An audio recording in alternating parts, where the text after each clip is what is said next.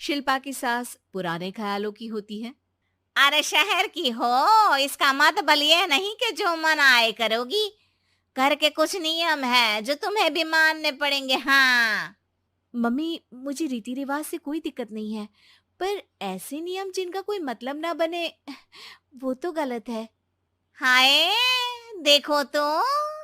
अरे घर आए एक दिन पूरा नहीं हुआ और सास से जुबान लड़ाना भी शुरू। नई हो, बहू हो, अपनी हद में रहना सीख लो। हाँ। इतने में विकास भी वहां आ जाता है। माँ, मुझे लगता है शिल्पा को घर रहने की जगह दुकान चलना चाहिए। इसकी नई चीजों की समझ और सोच हमारे बिजनेस के लिए बहुत अच्छी रहेगी।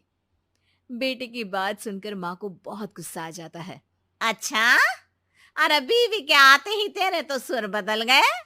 अगर ये दुकान जाने लगी तो गांव में क्या इज्जत रह जाएगी हमारी है? लोग क्या कहेंगे?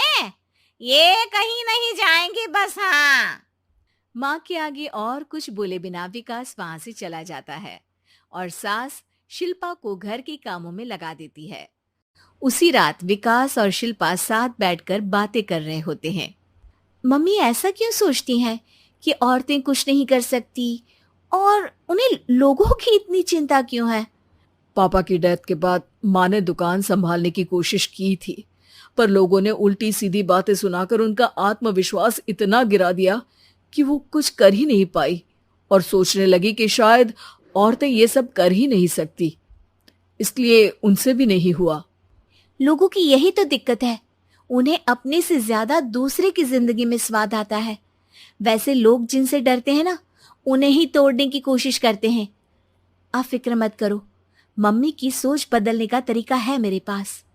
और अगले ही दिन से शिल्पा अपनी सास की सोच बदलने और लोग क्या कहेंगे के डर को खत्म करने की जद्दोजहद में जुट जाती है।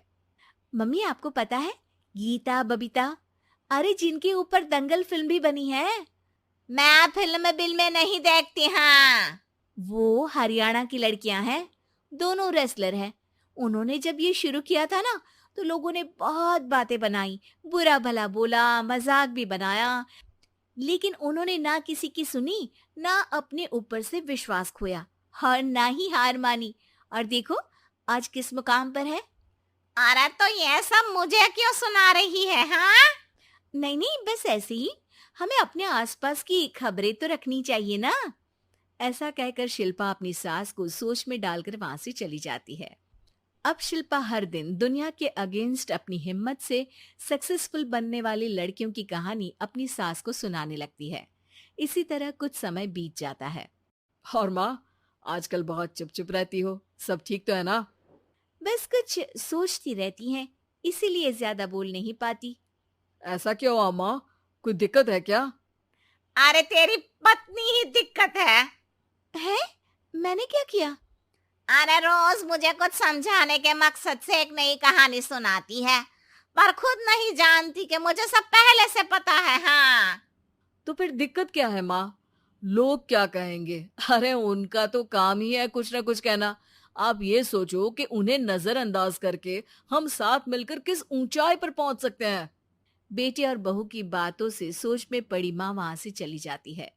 अगली सुबह सबसे पहले तैयार सास आवाज लगाकर बेटी और बहू को बुलाने लगती है।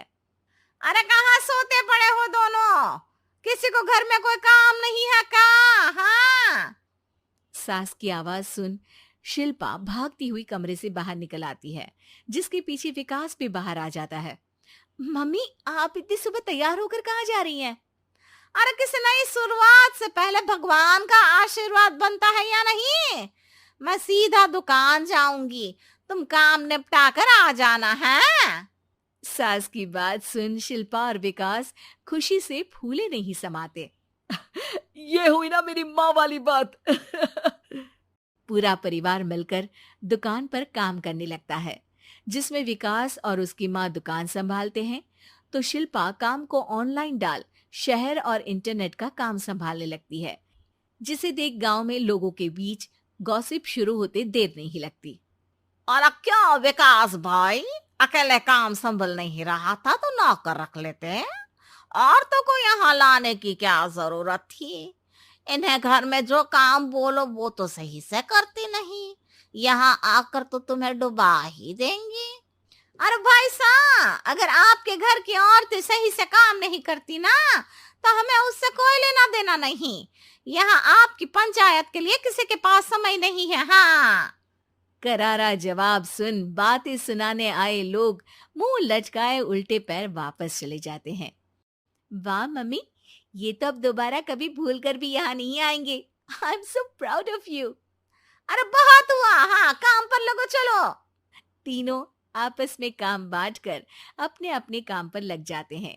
इसी तरह दिनों के साथ महीने बीतते हैं, जिसमें शिल्पा की पढ़ाई, विकास की मार्केट स्किल और सास की फाइनेंशियल मैनेजमेंट से उनकी दुकान बहुत अच्छा बड़ा बिजनेस बन जाता है, जो गांव के साथ साथ शहर में भी अच्छा खासा मशहूर हो जाता है। अरे सच ही कहते थे तुम दोनों, लोगों का तो काम ही होता है कहना। अब हमें सुनना है या नजरअंदाज करना है वो तो हमारे ऊपर है। हाँ, आपकी शुरुआत में गालियां और आसमान छूने पर तालियां, ऐसे लोगों का तो काम ही है पलटना। इनकी बातों से हमें कभी